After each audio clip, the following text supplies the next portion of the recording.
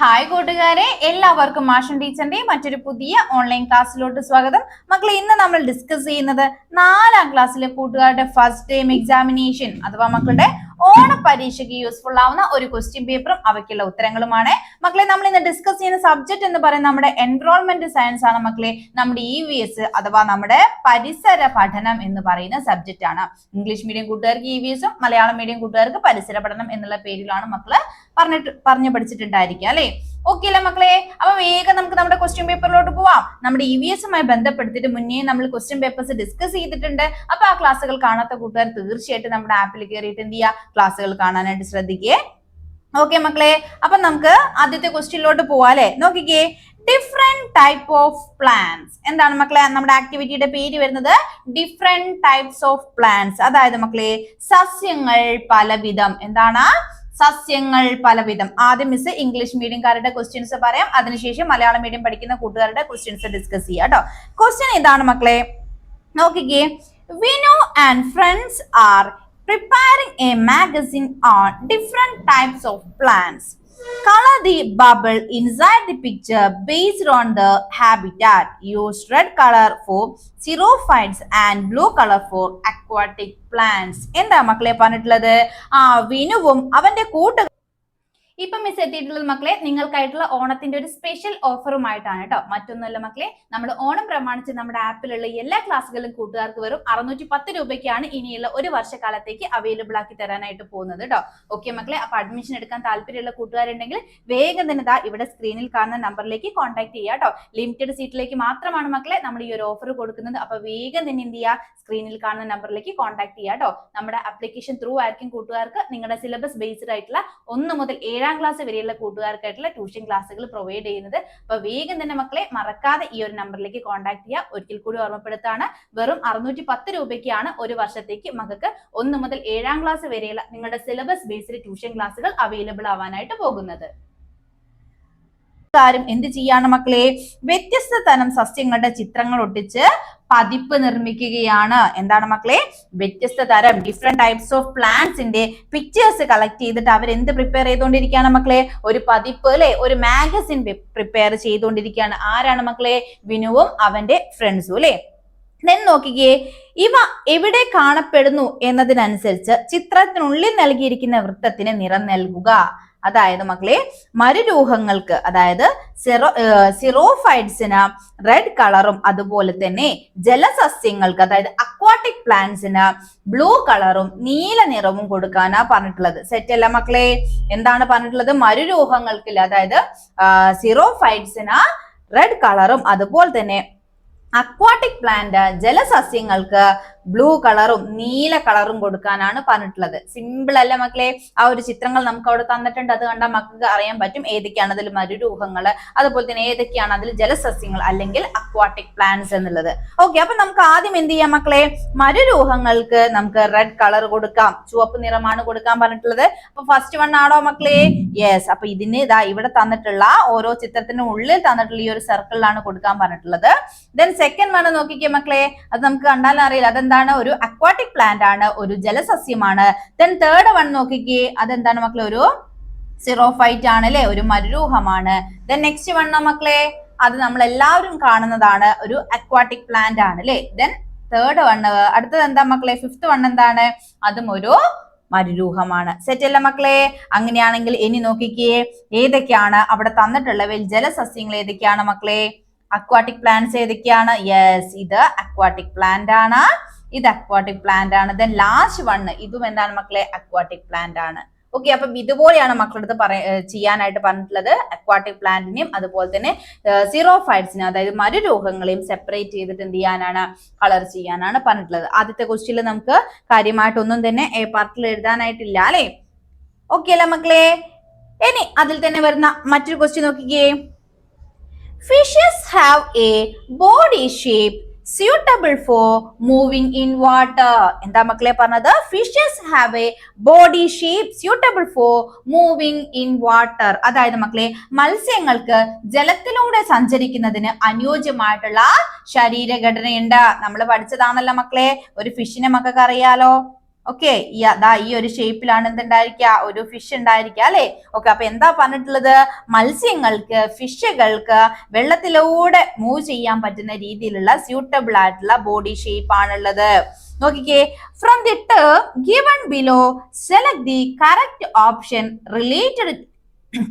Related to movement of fish in water. എന്താ മക്കളെ പറഞ്ഞിട്ടുള്ളത്, താഴെ പറയുന്നവയിൽ നിന്ന് മത്സ്യത്തിന്റെ സഞ്ചാരവുമായി ബന്ധപ്പെടുത്തി ശരിയായത് തിരഞ്ഞെടുക്കുക.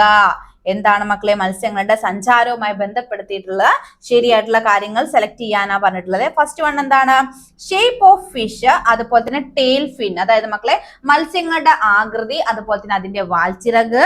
ദെൻ നോക്കിക്കേ, ഗിൽ കളർ അല്ലെ, അതായത് ചെകിളപ്പൂക്കളും അതിന്റെ നിറവും.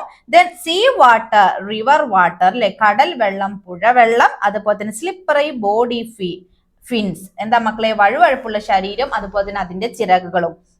ഓക്കെ മക്കളെ, അപ്പൊ ഇതിൽ ഏതൊക്കെയാണ് മക്കള് പറഞ്ഞേ, ഇതിൽ ഏതൊക്കെയാണ് ഒരു മത്സ്യത്തിന് വെള്ളത്തിലൂടെ മൂവ് ചെയ്യാനായിട്ട്, വെള്ളത്തിലൂടെ സഞ്ചരിക്കാനായിട്ട് പറ്റുന്ന കാര്യങ്ങൾ, ഇതിൽ ഏതൊക്കെ കാര്യങ്ങൾ ഉപയോഗിച്ച്, അതിന്റെ ഏതൊക്കെ ശരീരഘടനകൾ ഉപയോഗിച്ചാണ് അവയ്ക്ക് വെള്ളത്തിലൂടെ മൂവ് ചെയ്യാൻ പറ്റുന്നത്, ഏതൊക്കെയാണ് മക്കളെ പറഞ്ഞേ, ഓപ്ഷൻസ് ചെയ്ത്. അതിന്റെ ഷേപ്പ് അതിനെ സഹായിക്കുന്നുണ്ടോ മക്കളെ? യെസ് ഉണ്ടല്ലേ, നമ്മൾ പറഞ്ഞിട്ടുണ്ട് എന്താണ്, ഒരു ബോട്ട് ലൈക്ക് ഷേപ്പ് ആണ് ആർക്കുള്ളത്, ഫിഷിനുള്ളതിൽ. അത് അവർക്ക് ഈസിലി വെള്ളത്തിലൂടെ മൂവ് ചെയ്യാൻ വേണ്ടി പറ്റും. അതുപോലെ തന്നെ മക്കളെ അതിന്റെ ടെയിൽ ഫിന്, വാൽ ചിറകും ഉപയോഗിച്ചിട്ടാണ് അത് എന്ത് ചെയ്യുന്നത്, വെള്ളത്തിലൂടെ മൂവ് ചെയ്യുന്നത്. അപ്പൊ ഫസ്റ്റ് വൺ കറക്റ്റ് ആണ് അല്ലെ, മൂവ്മെന്റുമായി റിലേറ്റ് ചെയ്തിട്ടുള്ളതാണ്. ഇംഗ്ലീഷ് സംസാരിക്കാൻ എല്ലാ കൂട്ടുകാർക്കും ഇഷ്ടമായിരിക്കും അല്ലേ. അപ്പൊ ഇതാ 10 ഡേയ്സിന്റെ ഒരു സ്പോക്കൺ ഇംഗ്ലീഷ് കോഴ്സുമായിട്ടാണ് മിസ് എത്തിയിട്ടുള്ളത് കേട്ടോ. 10 ദിവസത്തെ ഈ ഒരു സ്പോക്കൺ ഇംഗ്ലീഷിന് വെറും 210 രൂപ മാത്രമാണ് മക്കളെ നിങ്ങൾക്ക് ഫ്രീ ആയിട്ട് വരുന്നത്. അപ്പൊ താല്പര്യമുള്ള കൂട്ടുകാർ മടിക്കാതെ തന്നെ വേഗം സ്ക്രീനിൽ കാണുന്ന ഈ ഒരു നമ്പറിലേക്ക് കോൺടാക്ട് ചെയ്യുക കേട്ടോ. വളരെ ലിമിറ്റഡ് സീറ്റിലേക്ക് മാത്രമാണ് നമ്മൾ ഈ ഒരു സ്പോക്കൺ ഇംഗ്ലീഷിന്റെ ഈ ഒരു 10 ഡേയ്സ് ക്ലാസ് പ്രൊവൈഡ് ചെയ്യുന്നത്. അപ്പൊ താല്പര്യമുള്ള കൂട്ടുകാരൊക്കെ വേഗം തന്നെ നമ്മളുമായിട്ട് കോൺടാക്ട് ചെയ്യുക. ഇംഗ്ലീഷിലെ ഏറ്റവും ബേസിക് ആയിട്ടുള്ള കാര്യങ്ങളും ഗ്രാമർ സെക്ഷൻസും എല്ലാം തന്നെ നമ്മൾ ഈ ഒരു കോഴ്സിലൂടെ നിങ്ങൾക്കായിട്ട് പ്രൊവൈഡ് ചെയ്യുന്നുണ്ട്. ദെൻ സെക്കൻഡ് വൺ എന്താണ് പറഞ്ഞത് മക്കളെ, അതിന്റെ ഗിൽസും അതുപോലെ തന്നെ അതിന്റെ കളറുമാണ്. അതിന്റെ ചെകിളപ്പൂക്കളും അതിന്റെ നിറവും ഒക്കെ, അതായത് ഇന്ന കളറുള്ള മീൻ നല്ല വേഗത്തിൽ പോകും, ഇന്ന കളറുള്ള മീൻ കുറച്ച് സ്പീഡ് കുറഞ്ഞേ പോവുള്ളൂ, അതേ രീതിയിലുണ്ടോ മക്കളെ?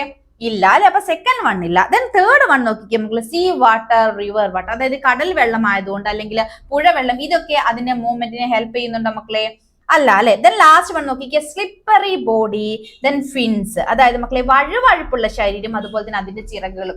അത് രണ്ടും മീനിനെ എന്തിനെ ഹെൽപ്പ് ചെയ്യുന്നുണ്ട് മക്കളെ? ഈസിലി വാട്ടറിലൂടെ മൂവ് ചെയ്യാനായിട്ട് ഹെൽപ്പ് ചെയ്യുന്നുണ്ട്. അപ്പൊ നമുക്ക് ഏതൊക്കെ പറയാം മക്കളെ? ഒന്നാമത്തെയും നാലാമത്തെയും ആണ് എന്ത് കറക്റ്റ് ആയിട്ട് വരുന്നത്. അങ്ങനെയുള്ള ഓപ്ഷൻ ഏതാണുള്ളത് മക്കളെ? ഓപ്ഷൻ എ 1 ഓൺലി ആണ്. ഓപ്ഷൻ ബി 1 and 4 അതല്ലേ മക്കളെ കറക്റ്റ് ആൻസർ. അപ്പം ഏതാണ്? ഓപ്ഷൻ ബി ആണ്. അപ്പൊ ചാടി കയറി മക്കൾ എന്ത് ചെയ്ത് ഒരു ഓപ്ഷൻ നോക്കരുത്, കൃത്യമായിട്ട് എന്ത് ചെയ്യുക, ക്രോസ് ചെക്ക് ചെയ്തിട്ട് ആൻസർ ചെയ്യുക. സെറ്റ് അല്ല മക്കളെ? നോക്കിക്കേ, അടുത്തൊരു ആക്ടിവിറ്റിയിലോട്ട് പോവാം മക്കളെ. ആക്ടിവിറ്റി 1B ആണ്, ഓർഗാനിസംസ് ആൻഡ് സർവൈവൽ. എന്താണ് മക്കളെ? അതിജീവനവും ജീവികളും എന്നതാണ് പ്രവർത്തനത്തിന്റെ പേര് വരുന്നത്. നോക്കിക്കേ മക്കളെ, വളരെ ഇമ്പോർട്ടന്റ് ആയിട്ടുള്ള ഒരു ക്വസ്റ്റ്യൻ ആണ്. Different organisms have body features that help them to survive in the specific environment. Note down the features of the following animals that enable them to live in the specific environment. എന്താ മക്കളെ പറഞ്ഞിട്ടുള്ളത്? വ്യത്യസ്ത തരം ജീവികൾക്ക് അവയുടെ സാഹചര്യങ്ങളിൽ ജീവിക്കുന്നതിന് അനുയോജ്യമായിട്ടുള്ള എന്തുണ്ട് മക്കളെ? ബോഡി ഫീച്ചേഴ്സ് ഉണ്ട്, അനുയോജ്യമായിട്ടുള്ള ശരീരഘടനയുണ്ട്. താഴെ നൽകിയിരിക്കുന്ന ജീവികൾക്ക് അവ ജീവിക്കുന്ന ഇടങ്ങളിൽ അനുയോജ്യമായിട്ടുള്ള ശാരീരിക സവിശേഷതകൾ എന്തെല്ലാമാണ് എന്നുള്ളത് എഴുതാനാ പറഞ്ഞത്. നമ്മൾ പഠിച്ചിട്ടുള്ളതാണ് മക്കളെ, ഡയറക്റ്റ് ആയിട്ട് നമ്മൾ പഠിച്ചിട്ടുള്ളതാണ് നമ്മുടെ ടെക്സ്റ്റ് ബുക്കിൽ. അപ്പൊ എന്താണ് മക്കളെ പറഞ്ഞിട്ടുള്ളത്? ഓരോ ജീവികളും അവർ താമസിക്കുന്ന സ്ഥലത്ത് അവർക്ക് അനുകൂലമായിട്ടുള്ള എന്തൊക്കെ ബോഡി ഫീച്ചേഴ്സ് ആണുള്ളത്. ആരുടെയൊക്കെയാ മക്കളെ തന്നിട്ടുള്ളത്? ഒന്ന് ക്യാമലിന്റെ എഴുതണം, അതുപോലെ തന്നെ ഫിഷിന്റെതും മക്കളെടുത്ത് എഴുതാൻ പറഞ്ഞിട്ടുണ്ട്. സെറ്റല്ല മക്കളെ? നമ്മൾ കൃത്യമായിട്ട് പഠിക്കുന്നതാണല്ലേ. അപ്പൊ നമുക്ക് എന്തൊക്കെ ക്യാമലിനെ കുറിച്ച് എന്തൊക്കെ എഴുതാം? നമുക്കറിയില്ല, ഡെസേർട്ടിലാണ് അവ കൂടുതലായിട്ടുള്ളത് അല്ലെ, മരുഭൂമിയിലാണുള്ളത്. അപ്പൊ നോക്കിക്കേ മക്കളെ, ഫസ്റ്റ് വൺ ഇത് തന്നെ എഴുതാം അല്ലെ. എന്താണ്? ഹം ടു സ്റ്റോർ ഫാറ്റ്, അതായത് മക്കളെ അതിന് ആ കൊഴുപ്പ് സൂക്ഷിച്ചു വെക്കാനായിട്ടുള്ള എന്തുണ്ട് മക്കളെ? ഒരു പൂഞ്ഞ എന്ന് പറയും നമ്മൾ അല്ലെ, അതിന്റെ പുറത്തുള്ള അതിനെയാണ് നമ്മൾ എന്തെന്ന് പറയുന്നത്? ഹംബ് എന്ന് പറയുന്നത് അല്ലെ. ദെൻ സെക്കൻഡ് വൺ എന്താണ് മക്കളെ? Long legs and wide feet to walk on hot sand. നമുക്കറിയാലേ ഡെസേർട്ടിൽ എങ്ങനെയാണ്? നല്ല ചൂടുള്ള മണൽത്തരികളിലൂടെയാണ് അവ സഞ്ചരിക്കേണ്ടത് അല്ലെ. അപ്പൊ അതിലൂടെ മണലിൽ നടക്കാനായിട്ട് നീളമുള്ള കാലുകളും അതുപോലെ തന്നെ പരന്ന പാദങ്ങളുമാണ് ആർക്കുള്ളത്? അവയ്ക്കുള്ളത് അല്ലെ. ദെൻ നെക്സ്റ്റ് വൺ നോക്കിക്കേ മക്കളെ, അവയ്ക്ക് എന്തുണ്ട്, long eyelashes to block sand. അതായത് മക്കളെ അതിന്റെ കണ്ണിലേക്കൊക്കെ മണ്ണ്, അതായത് നല്ല കാറ്റുമായിരിക്കും അവിടെ ഉണ്ടായിരിക്കാല്ലേ, അപ്പൊ ആ മണ്ണൊക്കെ പാറി അതിന്റെ കണ്ണിൽ വീഴാതിരിക്കാനായിട്ട് അതിന് എന്തുണ്ട് മക്കളെ, കുറച്ച് നീളമുള്ള ലോങ് ആയിട്ടുള്ള ഐ ലാഷസ് ഉണ്ടല്ലോ, അതായത് കൺപീലികളുണ്ട്. അപ്പൊ ഇതൊക്കെ എന്താണ് മക്കളെ, അവയുടെ ബോഡി ഫീച്ചേഴ്സ് ആണ്. അവയ്ക്ക് അവ ലിവ് ചെയ്യുന്ന ആ ഒരു സറൗണ്ടിങ്സുമായി ബന്ധപ്പെടുത്തിയിട്ട് അവയ്ക്കുള്ള ബോഡി ഫീച്ചേഴ്സ് ആണ്. അപ്പൊ അത് ഇമ്പോർട്ടന്റ് ആണ് മക്കളെ, പഠിച്ചിരിക്കുക. ഓക്കെ അല്ല മക്കളെ. ദെൻ അടുത്തത് ആരാണ്, ഫിഷ് ആണ്. നമ്മൾ എപ്പോഴും പറയുന്ന കാര്യമാണ്, അത് പ്രത്യേകിച്ച് പറയണ്ട അല്ലെ. എന്തൊക്കെയാ മക്കളെ, ഫസ്റ്റ് വൺ എന്താണ്, board shape body to swim easily. അതായത് മക്കളെ എളുപ്പത്തിൽ നീന്താൻ തോണി പോലുള്ള ആകൃതിയിലുള്ള ശരീരമാണ് ആർക്കുള്ളത്, ഫിഷിനുള്ളത് അല്ലെ. ദെൻ അടുത്തത് എന്താ മക്കളെ, fins and tail to move and balance. അതായത് മക്കളെ അതിന് തുഴയാനും ദിശ മാറാനും ഒക്കെ ആയിട്ടുള്ള എന്തുണ്ട് മക്കളെ, ചിറകുകൾ ഉണ്ടല്ലോ, അതിന് തുഴഞ്ഞ് വെള്ളത്തിലൂടെ മൂവ് ചെയ്യാനും അതുപോലെ തന്നെ അതിനിങ്ങനെ ദിശ മാറിയിട്ടൊക്കെ എന്ത് ചെയ്യാണ്, ചലിക്കാനൊക്കെ വേണ്ടിയിട്ടാണ് ഉള്ളത്. ദെൻ എന്താണ് മക്കളെ, gills to breathe under water. അതായത് മക്കളെ ശ്വസിക്കാനായിട്ട് അവയ്ക്ക് എന്തുണ്ട് മക്കളെ, ചെകിളപ്പൂക്കളുണ്ട്, ഗിൽസ് ഉണ്ട്. ഓക്കെ അല്ല മക്കളെ, ഓക്കെ അല്ലേ. അപ്പൊ ഇത് വളരെ ഇമ്പോർട്ടന്റ് ആണ് മക്കളെ, പഠിച്ചിരിക്കുക. ശരി ആണല്ലോ. ദെൻ നോക്കിക്കേ, അടുത്തൊരു ക്വസ്റ്റ്യനിലോട്ട് പോവാം. Observe the situations in the following pictures. From it list out the harmful effect of demolition of hills and reclamation of paddy field. എന്താ മക്കളെ പറഞ്ഞിട്ടുള്ളത്, താഴെ തന്നിരിക്കുന്ന രണ്ട് ചിത്രങ്ങളിലെയും സന്ദർഭം ശ്രദ്ധിക്കാനാണ്. ആ സിറ്റുവേഷൻ നോക്കിയിട്ട് കുന്നുകൾ ഇടിച്ചു നിരത്തുകയും വയലുകൾ മണ്ണിട്ട് നികത്തുകയും ചെയ്യുന്നത് കൊണ്ടുണ്ടാകുന്ന ദോഷങ്ങൾ എന്തൊക്കെയാണ്. കണ്ടോ മക്കളെ, ഇവിടെ കുന്നിടിക്കുന്നുണ്ട്, അതുപോലെ തന്നെ മണ്ണിട്ട് നികത്തൊക്കെ ചെയ്യുന്നുണ്ടല്ലേ. അപ്പൊ അതുകൊണ്ടുള്ള ദോഷങ്ങൾ എന്തൊക്കെയാണ് എന്നത് ലിസ്റ്റ് ഔട്ട് ചെയ്ത് എഴുതാനാണ്. വെരി സിമ്പിൾ ക്വസ്റ്റ്യൻ ആണ് അല്ലെ, നമുക്ക് ഈസി ആയിട്ട് എഴുതാവുന്നതേ ഉള്ളൂ. പക്ഷെ ഇംഗ്ലീഷ് മീഡിയം കാര്യം ശ്രദ്ധിക്കുക, നിങ്ങൾ ചിലപ്പോൾ നിങ്ങളുടെ മനസ്സിൽ ഉദ്ദേശിക്കുന്ന പോയിന്റ്സ് അതേപോലെ ചിലപ്പോൾ നിങ്ങൾക്ക് എഴുതാൻ പറ്റിയെന്ന് വരില്ല. അതുകൊണ്ട് കൃത്യമായിട്ട് മക്കൾ എന്ത് ചെയ്യുക, പഠിച്ചിട്ട് തന്നെ പോവാ കേട്ടോ. ഓക്കെ മക്കളെ, നമുക്ക് എന്ത് പറയാം, ഈ കുന്നിടിച്ച് നിർത്തുന്ന സമയത്ത് എന്തൊക്കെ ദോഷങ്ങൾ ഉണ്ടാവും, causes landslides and soil erosion. ഇപ്പൊ നമ്മൾ നേരിൽ കണ്ടുകൊണ്ടിരുന്ന ഒരു കാര്യമാണ് അല്ലെ. എന്താണ് മക്കളെ, കോസേഴ്സ് ലാൻഡ് സ്ലൈഡ്. അതായത് കുന്നിടിച്ച് നിരത്തുന്ന സമയത്ത് എന്തുണ്ടാവും മക്കളെ, ഉരുൾപൊട്ടൽ ഉണ്ടായിരിക്കും, അതുപോലെ തന്നെ മണ്ണിടിക്കും അല്ലെ. മണ്ണിടിഞ്ഞൊക്കെ വീഴുന്നത് നമ്മൾ കണ്ടിട്ടില്ല മക്കളെ. നമ്മളിപ്പം കുറച്ചു മുന്നേ അല്ലേ നമുക്ക് എന്താണ്, നല്ല കാലാവസ്ഥയില് പ്രതികൂല കാലാവസ്ഥ, അതായത് നല്ല മഴ, ശക്തമായിട്ടുള്ള മഴയെ തുടർന്ന് നമ്മൾ കണ്ടിട്ടുണ്ടായിരുന്നു പലയിടങ്ങളിലും എന്ത് ചെയ്യുന്നുണ്ട്, ഒരു കുന്നു മുഴുക്കെ ഇങ്ങനെ ഒലിച്ചു വരുന്നതൊക്കെ നമ്മൾ ഒത്തിരി ന്യൂസിലും മറ്റുമൊക്കെ നമ്മൾ കണ്ടിട്ടുണ്ടായിരിക്കല്ലോ. ഓക്കെ, അപ്പൊ അതൊക്കെ എന്ത് മൂലമാണ് മക്കളെ, എന്തുകൊണ്ടാണ് അവ ഇങ്ങനെ ഇടിഞ്ഞു പോരാൻ കാരണം, അതിന്റെ ഒരു തട്ടത്തിൽ ചിലപ്പോൾ എന്ത് ചെയ്തിട്ടുണ്ടായിരിക്കും, നമ്മൾ മനുഷ്യര് പോയിട്ട് അത് ഇടിച്ചു നിരത്തിയിട്ടുണ്ടായിരിക്കും. നമ്മൾ അങ്ങോട്ട് പോയി ദ്രോഹിച്ചത് കൊണ്ടാണ് അവ എന്ത് ചെയ്യുന്നത്, നമുക്കിങ്ങനെ നാശം വിധിക്കുന്നത്. ഓക്കെ അല്ല മക്കളെ. അപ്പൊ എന്തുണ്ടായിരിക്കും, ലാൻഡ് സ്ലൈഡിനുള്ള പ്രോബബിലിറ്റി ഉണ്ട്, അതുപോലെ തന്നെ സോയിൽ ഇറോഷൻ അല്ലെ, ഉരുൾപൊട്ടലിനും മണ്ണൊലിപ്പിനും ഒക്കെ എന്ത് ചെയ്യുന്നുണ്ട്, കാരണമാകുന്നുണ്ട്.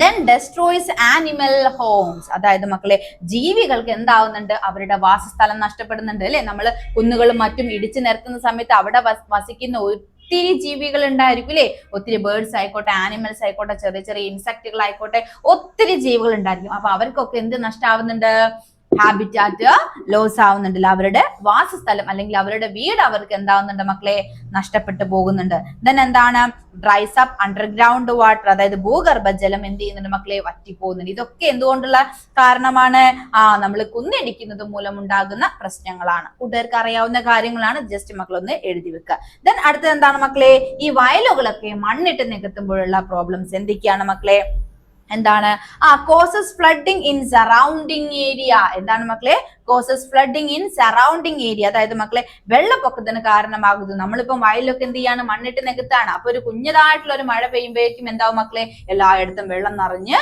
ഒഴുകാനുള്ള, അതും വെള്ളപ്പൊക്കം ഉണ്ടാവാൻ, പല വീടുകളും വെള്ളത്തിനടിയിലാവാനുള്ള പ്രോബബിലിറ്റി കൂടുതലാണ് അല്ലെ. പിന്നെ എന്താണ് മക്കളെ, ഡെസ്ട്രോയ്സ് വാട്ടർ പ്ലാന്റ്സ് ആൻഡ് ആനിമൽസ്. ഒരുപാട് വാട്ടർ പ്ലാന്റ്സ് എന്ത് ചെയ്യുന്നുണ്ട്, നശിച്ചു പോകുന്നുണ്ട്. അതുപോലെ തന്നെ ഒരുപാട് ജീവികൾ നശിക്കുന്നുണ്ട് അല്ലെ. വയലിലൊക്കെ അതായത് പാഡി ഫീൽഡിലൊക്കെ താമസിക്കുന്ന ഒത്തിരി ജീവികളുണ്ട്, കുഞ്ഞു കുഞ്ഞു കുഞ്ഞു ജീവികളുണ്ട്. അവയൊക്കെ എന്താവുന്നുണ്ട്, അവയെല്ലാം നശിച്ചു പോകുന്നുണ്ട്. Reduce ground water storage. അതായത് reduce underground reduce underground water storage, അതായത് മക്കളെ വെള്ളം സ്റ്റോർ ചെയ്ത് വെക്കുന്നതൊക്കെ എന്താവുന്നുണ്ട് മക്കളെ, ഇത് കാരണം ഈ വയലുകൾ പോലുള്ള സ്ഥലങ്ങള് മണ്ണിട്ട് നികത്തുന്നതിലൂടെ കുറയുന്നുണ്ട്. ഓക്കെ അല്ലേ മക്കളെ? അപ്പൊ ഇത് പോയിന്റ്സ് പഠിച്ചു വെക്കുക. ഇംഗ്ലീഷ് മീഡിയം കൂട്ടുകാർ മാക്സിമം എന്ത് ചെയ്യുക, ഇംഗ്ലീഷിൽ തന്നെ എഴുതി പഠിച്ചിട്ട് പോകാനായിട്ട് ശ്രദ്ധിക്കുക കേട്ടോ. അപ്പൊ കുന്നിടിക്കുന്നത് മൂലം അതുപോലെ തന്നെ വയലുകൾ മണ്ണിട്ട് നികത്തുന്നത് മൂലം ഉണ്ടാകുന്ന പ്രോബ്ലംസ് ആണ് നമ്മളിപ്പം ഡിസ്കസ് ചെയ്തിട്ടുള്ളത്. ഓക്കെ അല്ലേ മക്കളെ? ദെൻ അടുത്തൊരു ക്വസ്റ്റ്യനിലോട്ട് നമുക്ക് പോവാം. Protection of earth our responsibility. എന്താണ് മക്കളെ? Protection of earth our responsibility, അതായത് ഭൂമിയുടെ സംരക്ഷണം നമ്മുടെ ഉത്തരവാദിത്വം. നോക്കിക്കേ, ക്വസ്റ്റ്യൻ ഇതാണ് മക്കളെ. Complete the table based on soil pollution, അതായത് മക്കളെ മണ്ണ് മലിനീകരണവുമായി ബന്ധപ്പെടുത്തി താഴെ കൊടുത്തിരിക്കുന്ന ടേബിൾ കംപ്ലീറ്റ് ചെയ്യാനാണ് പറഞ്ഞിട്ടുള്ളത് കേട്ടോ. നോക്കിക്കേ മക്കളെ, ഫസ്റ്റ് കോളത്തിൽ കൂട്ടുകാരെ, നിങ്ങൾക്ക് വെറും 10 ദിവസം കൊണ്ട് ഹിന്ദി പഠിക്കാൻ ആഗ്രഹമുണ്ടോ? എങ്കിൽ താല്പര്യമുള്ള മക്കളൊക്കെ വേഗം സ്ക്രീനിൽ കാണുന്ന ഈ ഒരു നമ്പറിലേക്ക് കോൺടാക്ട് ചെയ്തോളൂ കേട്ടോ. വെറും 210 രൂപയ്ക്കാണ് നമ്മൾ ഈ ഒരു 10 ദിവസത്തെ കോഴ്സ് കൂട്ടുകാർക്കായിട്ട് പ്രൊവൈഡ് ചെയ്യുന്നത്. ഏതൊരു ചെറിയ ക്ലാസ്സിലുള്ള കുട്ടികളായാലും അതുപോലെ തന്നെ വലിയ ക്ലാസ്സിലുള്ള കുട്ടികളായാലും എല്ലാവർക്കും ഒരേപോലെ യൂസ് ചെയ്യാവുന്ന ക്ലാസ്സുകളാണ് നമ്മൾ ഈ 10 ഡേയ്സ് കോഴ്സിൽ ഉൾപ്പെടുത്തിയിട്ടുള്ളത് കേട്ടോ. അപ്പൊ വേഗം തന്നെ മക്കളെ സ്ക്രീനിൽ കാണുന്ന നമ്പറിലേക്ക് കോൺടാക്ട് ചെയ്യുക. ഇന്ത്യയുടെ ഏറ്റവും ബേസിക് ആയിട്ടുള്ള കാര്യങ്ങൾ മുതൽ നമ്മൾ ഈ ഒരു കോഴ്സിൽ നിങ്ങൾക്കായിട്ട് പ്രൊവൈഡ് ചെയ്യുന്നതായിരിക്കും. എന്താ പറഞ്ഞിട്ടുള്ളത്? റീസൺ ഫോർ സോയിൽ പൊല്യൂഷൻ, അതായത് മണ്ണ് മലിനമാകുന്ന സന്ദർഭങ്ങള്. ദെൻ അടുത്തത് എന്താണ്? Organisms affected by soil pollution, അതായത് മണ്ണ് മലിനീകരണം ബാധിക്കുന്ന ജീവികൾ ഏതൊക്കെയാ എന്നുള്ളതും. Then consequence of soil pollution on ecosystem, അതായത് ആവാസ വ്യവസ്ഥയ്ക്ക് ഉണ്ടാകുന്ന പ്രത്യാഘാതങ്ങൾ എന്തൊക്കെയാ എന്നുള്ളതും. ഓക്കെ അല്ലേ മക്കളെ? അപ്പൊ ഫസ്റ്റ് വൺ നമുക്ക് തന്നിട്ടുണ്ട്. എന്താണ്? സോയിൽ എങ്ങനെയാണ് പൊല്യൂട്ട് ആവുന്നത്? Excessive use of pesticides. എന്താ മക്കളെ? എക്സസീവ് യൂസ് ഓഫ് പെസ്റ്റിസൈഡ്സ്, അതായത് മക്കളെ അമിതമായിട്ടുള്ള കീടനാശിനി പ്രയോഗം മൂലം എന്ത് ചെയ്യുന്നുണ്ട് മക്കളെ? സോയിൽ പൊല്യൂട്ട് ആവുന്നുണ്ട് അല്ലെ? അപ്പം ഏത് ജീവിനെയാണ് അത് എഫക്ട് ചെയ്യുന്നത്? എർത്ത് വേമിനെയാണ്, അഥവാ മണ്ണിനെയാണ് അത് എന്ത് ചെയ്യുന്നത്? എഫക്ട് ചെയ്യുന്നത്.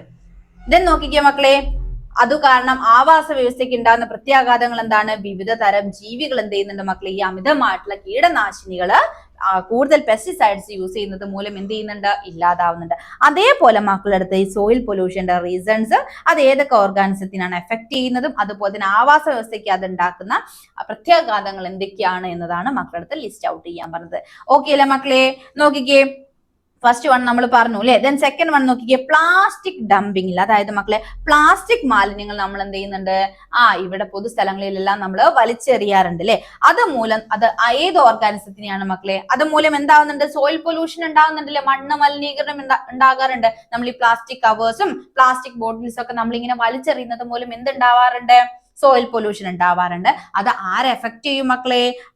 യെസ്, സോയിൽ മൈക്രോബ്സ്, അതായത് മണ്ണിലൊക്കെയുള്ള സൂക്ഷ്മ ജീവികൾ അത് എന്ത് ചെയ്യാറുണ്ട് മക്കളെ? എഫക്ട് ചെയ്യും. അതുപോലെ തന്നെ നമുക്ക് അത് എക്കോസിസ്റ്റത്തിനെ അതെങ്ങനെയാണ് മക്കളെ അതിനെ ബാധിക്കുക?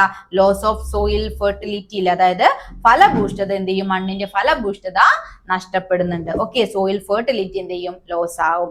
ദെൻ അടുത്തത് എന്താണ് മക്കളെ? കെമിക്കൽ ഫെർട്ടിലൈസേഴ്സ് ആണ്, രാസവള പ്രയോഗമാണ്. അത് ആരെയാണ് എഫക്ട് ചെയ്യുക? സോയിൽ ഇൻസെക്ട്സിനെയാണല്ലോ, അതായത് മണ്ണിലൊക്കെയുള്ള പ്രാണികളെയാണ് അത് എന്ത് ചെയ്യുക? കൂടുതലായിട്ട് എഫക്ട് ചെയ്യുക. നോക്കിക്കുക മക്കളെ, അത് എന്തിനെ തകർക്കും മക്കളെ? ഫുഡ് ചെയിനെ തകർക്കും. കെമിക്കൽ ഫെർട്ടിലൈസറിൽ, അതായത് മക്കളെ ആഹാര ശൃംഖലയെ അതെന്ത് ചെയ്യുന്നുണ്ട്? തകർക്കുന്നുണ്ട്. ഓക്കെ, അപ്പം ഈ ഒരു ടേബിള് മക്കള് കൃത്യമായിട്ട് നോട്ട് ചെയ്ത് വെച്ചിട്ട് പോവാട്ടോ. ദെൻ നോക്കിക്കേ മക്കളെ, അടുത്തൊരു ക്വസ്റ്റ്യനിലോട്ട് നമുക്ക് പോവാം അല്ലെ. Examine the following pictures and write what type of pollution is indicated. അതായത് മക്കളെ താഴെ കൊടുത്തിരിക്കുന്ന ചിത്രങ്ങൾ പരിശോധിച്ച് അവ ഏത് മലിനീകരണവുമായി ബന്ധപ്പെട്ടതാണെന്ന് എഴുതുക എന്നാണ് പറഞ്ഞത്. സിമ്പിൾ ക്വസ്റ്റ്യൻ ആണ് മക്കളെ. ഈ ചിത്രം കണ്ടാൽ മക്കൾക്ക് അറിയാം അതുമൂലം, അതായത് എന്താണ്? ഇങ്ങനെ പുക വരികയാണല്ലോ വലിയ വലിയ വലിയ ഫാക്ടറികളിൽ നിന്നൊക്കെ എന്ത് ചെയ്യാണ്? നമ്മുടെ സറൗണ്ടിങ്സിലേക്ക്, നമ്മുടെ എയറിലേക്ക് എന്ത് വരികയാണ് മക്കളെ? കുറെ പുക വരികയാണല്ലോ, സ്മോക്ക് വരികയാണ്. അത് കാരണം എന്ത് പൊല്യൂഷൻ ആണ് ഉണ്ടാകുന്നത് മക്കളെ? പറഞ്ഞേ. യെസ്, എയർ പൊല്യൂഷൻ ആണ്, അഥവാ വായു മലിനീകരണമാണ് ഉണ്ടാകുന്നത്. ദെൻ അടുത്തത് എന്താണ് മക്കളെ? വെള്ളത്തിലേക്ക് എന്ത് ചെയ്യാണ്? വേസ്റ്റ് വെള്ളമൊക്കെ കൊണ്ട് കളയാണ് ചെയ്യുന്നത് അല്ലേ. അത് മൂലം എന്തുണ്ടാവുന്നുണ്ട്? വാട്ടർ പൊല്യൂഷൻ, അതായത് ജലമലിനീകരണം. സെറ്റ് അല്ല മക്കളെ? ദെൻ അടുത്തൊരു ക്വസ്റ്റ്യനിലോട്ട് നമുക്ക് പോവാം മക്കളെ. Activity 3, independent India. എന്താ മക്കളെ? സ്വതന്ത്ര ഭാരതഭൂമി. നമുക്ക് ജസ്റ്റ് വായിക്കാൻ അവിടെ ഒരു പാസേജ് തന്നിട്ടുണ്ട്, നമുക്ക് വായിക്കാം. കൃത്യമായിട്ട് ശ്രദ്ധിക്കണം മക്കളെ. ഇത് കൃത്യമായിട്ട് വായിച്ചാലേ നമുക്ക് വരുന്ന ചോദ്യങ്ങൾക്ക് കൃത്യമായിട്ടുള്ള ആൻസേഴ്സ് പറയാൻ പറ്റുള്ളൂ. ചോദ്യം ഇതാണ് മക്കളെ. നമുക്ക് വായിക്കാനായിട്ട് പാസേജ് ഇതാണ്. Foreigners first came to India to buy spices like cardamom and pepper and textiles like silk and cotton. എന്താ മക്കളെ പറഞ്ഞിട്ടുള്ളത് നോക്കിക്കേ. ഏലം, കുരുമുളക് തുടങ്ങിയിട്ടുള്ള സുഗന്ധദ്രവ്യങ്ങളും പരുത്തി തുടങ്ങിയിട്ടുള്ള തുണിത്തരങ്ങളും വാങ്ങുന്നതിനായിട്ടാണ് വിദേശികൾ ആദ്യമായിട്ട് എന്ത് ചെയ്തിട്ടുള്ളത് മക്കളെ, ഇന്ത്യയിൽ എത്തിയിട്ടുള്ളത്. അപ്പൊ ഫോറിനേഴ്സ് ആദ്യമായിട്ട് ഇന്ത്യയിൽ എത്തിയിട്ടുള്ളത് എന്തിനു വേണ്ടിയിട്ടാണ്? ടു ബൈ സ്പൈസസ് അല്ലെ, സുഗന്ധദ്രവ്യങ്ങൾ മേടിക്കാൻ, ലൈക്ക് കാർഡമം, പെപ്പർ അല്ലെ, ഏലം, കുരുമുളക് പോലുള്ള സുഗന്ധ വ്യഞ്ജനങ്ങളൊക്കെ മേടിക്കാനായിട്ടാണ്, അല്ലെങ്കിൽ സുഗന്ധദ്രവ്യങ്ങളൊക്കെ മേടിക്കാനായിട്ടാണ് വന്നിട്ടുള്ളത്. Gradually, they started industries after receiving privileges from the local rulers. അതായത് മക്കളെ പതിയെ അവർ എന്ത് ചെയ്യാനായി തുടങ്ങി? നമ്മുടെ നാട്ടുരാജാക്കന്മാരിൽ നിന്ന് പ്രത്യേക ആനുകൂല്യങ്ങൾ നേടിയെടുത്ത് വ്യവസായശാലകൾ എന്ത് ചെയ്തു മക്കളെ ആരംഭിക്കുകയാണ് ചെയ്തിട്ടുള്ളത് അല്ലെ. Various regions of India were ruled by local rulers. അതായത് മക്കളെ ഇന്ത്യയിലെ വിവിധ പ്രദേശങ്ങളൊക്കെ ഭരിച്ചിരുന്നത് അന്ന് ആരായിരുന്നു മക്കളെ? നാട്ടുരാജാക്കന്മാരായിരുന്നു അല്ലെ. They fought with each other and it made matters easier for British. ഈ നാട്ടുരാജാക്കന്മാർ എന്ത് ചെയ്തിട്ടുണ്ടായിരുന്നു? പരസ്പരം അങ്ങോട്ടും ഇങ്ങോട്ടും പോരടിച്ചിട്ടുണ്ടായിരുന്നു അല്ലെ. അതാണ് ബ്രിട്ടീഷുകാർക്ക് കൂടുതൽ കാര്യങ്ങൾ എന്ത് ചെയ്തിട്ടുള്ളത്? എളുപ്പമാക്കിയിട്ടുണ്ടായിരുന്നത് അല്ലെ.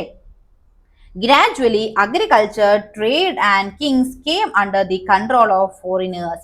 പതിയെ കച്ചവടവും ഈ നമ്മുടെ രാജാക്കന്മാരും എല്ലാം ആരുടെ നിയന്ത്രണത്തിലായി? ഫോറിനേഴ്സിന്റെ, വിദേശികളുടെ നിയന്ത്രണത്തിലായില്ലേ. നോക്കിക്കേ മക്കളെ. Using improved weapons like cannons and guns and warfare tactics, they subdued the native and the local rulers. അതായത് മക്കളെ പീരങ്കി, തോക്ക് തുടങ്ങിയിട്ടുള്ള മെച്ചപ്പെട്ട ആയുധങ്ങളും യുദ്ധതന്ത്രങ്ങളും ഉപയോഗിച്ച് നാട്ടുകാരെയും നാട്ടുരാജാക്കന്മാരെയും ഒക്കെ എന്ത് ചെയ്തു? ഫോറിനേഴ്സ് അവരുടെ അണ്ടറിൽ കൊണ്ടുവരാനായിട്ട് തുടങ്ങിയില്ലേ. Over the time British gain the control over all part of India. For the next 200 years, India was under the control. എന്താ മക്കളെ പറഞ്ഞിട്ടുള്ളത്? അങ്ങനെ ഇന്ത്യയുടെ മുഴുവൻ പ്രദേശങ്ങളിലും ബ്രിട്ടീഷുകാർ എന്ത് ചെയ്തു മക്കളെ? ആധിപത്യം നേടി. പിന്നീടുള്ള 200ഓളം വർഷങ്ങൾ ഇന്ത്യ എന്ത് ചെയ്തു മക്കളെ? ബ്രിട്ടീഷിന്റെ അധീനത. ഇപ്പൊ മിസ് എത്തിയിട്ടുള്ളത് മക്കളെ നിങ്ങൾക്കായിട്ടുള്ള ഓണത്തിന്റെ ഒരു സ്പെഷ്യൽ ഓഫറുമായിട്ടാണ് കേട്ടോ. മറ്റൊന്നുമല്ല മക്കളെ, നമ്മുടെ ഓണം പ്രമാണിച്ച് നമ്മുടെ ആപ്പിലുള്ള എല്ലാ ക്ലാസ്സുകളും കൂട്ടുകാർക്ക് വെറും 610 രൂപയ്ക്കാണ് ഇനിയുള്ള ഒരു വർഷക്കാലത്തേക്ക് അവൈലബിൾ ആക്കി തരാനായിട്ട് പോകുന്നത് കേട്ടോ. ഓക്കെ മക്കളെ, അപ്പൊ അഡ്മിഷൻ എടുക്കാൻ താല്പര്യമുള്ള കൂട്ടുകാരുണ്ടെങ്കിൽ വേഗം തന്നെ ദാ ഇവിടെ സ്ക്രീനിൽ കാണുന്ന നമ്പറിലേക്ക് കോൺടാക്ട് ചെയ്യുക കേട്ടോ. ലിമിറ്റഡ് സീറ്റിലേക്ക് മാത്രമാണ് മക്കളെ നമ്മൾ ഈ ഒരു ഓഫർ കൊടുക്കുന്നത്. അപ്പൊ വേഗം തന്നെ എന്ത് ചെയ്യുക? സ്ക്രീനിൽ കാണുന്ന നമ്പറിലേക്ക് കോൺടാക്ട് ചെയ്യുക കേട്ടോ. നമ്മുടെ ആപ്ലിക്കേഷൻ ത്രൂ ആയിരിക്കും കൂട്ടുകാർക്ക് നിങ്ങളുടെ സിലബസ് ബേസ്ഡ് ആയിട്ടുള്ള 1 മുതൽ 7ാം ക്ലാസ് വരെയുള്ള കൂട്ടുകാർക്കായിട്ടുള്ള ട്യൂഷൻ ക്ലാസ്സുകൾ പ്രൊവൈഡ് ചെയ്യുന്നത്. അപ്പൊ വേഗം തന്നെ മക്കളെ മറക്കാതെ ഈ ഒരു നമ്പറിലേക്ക് കോൺടാക്ട് ചെയ്യുക. ഒരിക്കൽ കൂടി ഓർമ്മപ്പെടുത്താണ്, വെറും 610 രൂപയ്ക്കാണ് ഒരു വർഷത്തേക്ക് മക്കൾക്ക് 1 മുതൽ 7ാം ക്ലാസ് വരെയുള്ള നിങ്ങളുടെ സിലബസ് ബേസ്ഡ് ട്യൂഷൻ ക്ലാസ്സുകൾ അവൈലബിൾ ആവാനായിട്ട് പോകുന്നത്. ഇതിലായിരുന്നു. ഓക്കെ അല്ല മക്കളെ? Read the note above and answer the following. അതായത് മക്കളെ മുകളിൽ കൊടുത്തിട്ടുള്ള ആ ഒരു നോട്ട്, ആ ഒരു കുറിപ്പ് വായിച്ചിട്ട് ഇനി തന്നിട്ടുള്ള ചോദ്യങ്ങളുടെ ഉത്തരം കണ്ടെത്താനാണ് പറഞ്ഞിട്ടുള്ളത്. അപ്പൊ എന്താ മക്കളെ നമ്മുടെ നോട്ടിൽ തന്നിട്ടുള്ളത്? ഫോറിനേഴ്സ് നമ്മുടെ സ്ഥലത്തേക്ക് വന്നത് എന്തിനു വേണ്ടിയിട്ടായിരുന്നു മക്കളെ? സ്പൈസസിലെ ഏലം, പെപ്പർ പോലെയുള്ള സാധനങ്ങളൊക്കെ മേടിക്കാനും അതുപോലെ തന്നെ ടെക്സ്റ്റൈൽസ്, സിൽക്കും മറ്റുമൊക്കെ മേടിക്കാനൊക്കെ ആയിരുന്നു വന്നിട്ടുണ്ടായിരുന്നത്. പതിയെ അവരെന്ത് ചെയ്തു മക്കളെ? നമ്മുടെ നാട്ടുരാജാക്കന്മാരല്ലേ, നമ്മുടെ സ്ഥലത്ത് നാട്ടുരാജാക്കന്മാരായിരുന്നു പല സ്ഥലങ്ങളിലും ഭരിച്ചിരുന്നത്. പക്ഷെ അവരെങ്ങനെയായിരുന്നു? തമ്മിൽ അങ്ങോട്ടും ഇങ്ങോട്ടും എപ്പോഴും ഫൈറ്റ് ആയിരുന്നു അല്ലെ. ഇത് ആർക്ക് ഹെൽപ്ഫുൾ ആയിട്ടുണ്ട്? ഫോറിനേഴ്സിന് ഹെൽപ്ഫുൾ ആയിട്ടില്ലേ. കാര്യം എന്താണ്? അവർക്ക് നമ്മുടെ ഇവിടെ അടക്കി ഭരിക്കാനായിട്ടുള്ള ഒരു പെട്ടെന്ന് അത് അവർക്ക് ഈസി ആയിട്ട് കൊടുത്ത കാര്യമാണ് എന്ത് മക്കളെ? നമ്മുടെ ഈ രാജാക്കന്മാർ തമ്മിൽ അങ്ങോട്ടും ഇങ്ങോട്ടും ശത്രുതയിലായി നിൽക്കുക എന്നുള്ള കാര്യല്ലേ. അത് കാരണം അവർക്ക് അവരുടെ ആധിപത്യം കുറച്ചുകൂടി ഈസിയർ ആയിട്ട് നമ്മുടെ ഇവിടെ സ്ഥാപിക്കാനായിട്ട് പറ്റിയിട്ടുണ്ടായിരുന്നു. അങ്ങനെ പതിയെ അവരെന്ത് ചെയ്തു? ഇവിടെ കച്ചവടം തുടങ്ങി. അങ്ങനെ നമ്മൾ എന്ത് ചെയ്തു? അവരുടെ അണ്ടറിൽ കൊണ്ടുവരികയാണ് ചെയ്തിട്ടുണ്ടായിരുന്നത്. ഓക്കെ അല്ല മക്കളെ? ഇനി നമുക്കുള്ള ചോദ്യത്തിലോട്ട് പോവാം. ക്വസ്റ്റ്യൻ ഏതാണ് മക്കളെ? What was the main aim of foreigners reaching India? അതായത് മക്കളെ വിദേശികൾ ഇന്ത്യയിൽ എത്തിയതിന്റെ പ്രധാന ഉദ്ദേശം എന്തായിരുന്നു മക്കളെ? ഓപ്ഷൻ ഇതാണ്. ഫോർ വാർ, യുദ്ധം ചെയ്യാനായിട്ട്. To have trade with local rulers, അതായത് നാട്ടുരാജാക്കന്മാരുമായിട്ട് ചേർന്ന് കച്ചവടം ചെയ്യാനായിട്ട്. അതുപോലെ to buy spices like textiles, അതായത് മക്കളെ സുഗന്ധദ്രവ്യങ്ങളും തുണിത്തരങ്ങളും വാങ്ങുന്നതിനായിരുന്നു. ടു സ്റ്റാർട്ട് ഇൻഡസ്ട്രീസ്, അതായത് വ്യവസായ സ്ഥാപനങ്ങള് തുടങ്ങാനായിരുന്നു. എന്തിനായിരുന്നു മക്കൾ അവർ ഫസ്റ്റ് വന്നിട്ടുണ്ടായിരുന്നത്? എന്തിനായിരുന്നു? യെസ്, സ്പൈസസും അതുപോലെ തന്നെ ടെക്സ്റ്റൈൽസ് ഒക്കെ മേടിക്കാനായിരുന്നു. അപ്പൊ ഏതാണ്? ഓപ്ഷൻ സി ആണ് കറക്റ്റ് ആയിട്ട് വരുന്നത്. സുഗന്ധദ്രവ്യങ്ങളും തുണിത്തരങ്ങളും വാങ്ങുക എന്നതായിരുന്നു അതിനായിരുന്നു അവര് ഇന്ത്യയിൽ എത്തിയിട്ടുണ്ടായിരുന്നത് അല്ലെ. നെക്സ്റ്റ് ക്വസ്റ്റ്യൻ നോക്കിക്കേ മക്കളെ, ബ്രിട്ടീഷുകാർക്ക് എളുപ്പത്തിൽ ഇന്ത്യയെ അവരുടെ നിയന്ത്രണത്തിലാക്കാൻ കഴിഞ്ഞത് എന്തുകൊണ്ട്? Why was it so easy for the British to bring India under their control? എന്താ മക്കളെ നമ്മൾ പറഞ്ഞു, എന്താണ് മക്കളെ? യെസ്, നാട്ടുരാജാക്കന്മാർ അവരെന്ത് ചെയ്തു, തമ്മിൽ അങ്ങോട്ടും ഇങ്ങോട്ടും പോരാടിയിട്ടുണ്ടായിരുന്നു അല്ലെ. അതൊരു ഫസ്റ്റ് റീസൺ ആണ്. Local rulers fought with each other and the British used improved weapons. Okay മക്കളെ, അതുപോലെ തന്നെ ബ്രിട്ടീഷുകാർ എന്താണ് ഉപയോഗിച്ചിട്ടുള്ളത് മക്കളെ? നല്ല ഇംപ്രൂവ്ഡ് വെപ്പൺസ് ആണ് അല്ലെ. പീരങ്കിയും തോക്കും ഉൾപ്പെടെയുള്ള മെച്ചപ്പെട്ട ആയുധങ്ങളും യുദ്ധതന്ത്രങ്ങളും ആണ് ആര് ഉപയോഗിച്ചിട്ടുണ്ടായിരുന്നത്? ബ്രിട്ടീഷുകാർ ഉപയോഗിച്ചത്. ഓക്കെ, അതുകൊണ്ടല്ലേ മക്കളെ പെട്ടെന്ന് അവരുടെ അണ്ടറിൽ ഇന്ത്യയെ കൊണ്ടുവരാനായിട്ട് പറ്റിയിട്ടുണ്ടായിരുന്നത്. സെറ്റ് അല്ലേ? ദെൻ അടുത്തൊരു ക്വസ്റ്റ്യൻ ഇതാണ് മക്കളെ, for how long was India under the control of British? അതായത് ബ്രിട്ടീഷുകാർ ഇന്ത്യയെ അവരുടെ അധീനതയിൽ നിലനിർത്തിയത് ഏകദേശം എത്ര കാലമാണ്? നമ്മളോട് പറയുന്നുണ്ടല്ലേ 200 ഇയർ ആണെന്ന് പറയുന്നുണ്ടല്ലേ. എന്ന് പറഞ്ഞാൽ നമുക്ക് എന്ത് പറയാ? 2 സെഞ്ചുറീസ്, അതായത് 2 നൂറ്റാണ്ട്. സെറ്റ് അല്ലേ മക്കളെ? ഓക്കെ, അപ്പം ഇന്നത്തെ ക്ലാസ്സിൽ ഇത്രയും ക്വസ്റ്റ്യൻസ് ആണ് നമ്മൾ ഡിസ്കസ് ചെയ്യുന്നത്. എല്ലാം കൃത്യമായിട്ട് മക്കൾ പഠിക്കുക. ക്ലാസ്സുകളൊക്കെ കണ്ടിട്ട് എല്ലാ ചോദ്യങ്ങൾക്കും കൃത്യമായിട്ടുള്ള ഉത്തരങ്ങളൊക്കെ മനസ്സിലാക്കി വെക്കുക കേട്ടോ. ഓക്കെ അല്ലേ മക്കളെ? അപ്പൊ ഇന്നത്തെ ക്ലാസ് നമുക്ക് വൈൻഡ് അപ്പ് ചെയ്യാം. അടുത്ത ദിവസം മറ്റൊരു പുതിയ സെക്ഷനുമായിട്ട് നമുക്ക് വീണ്ടും കാണാം.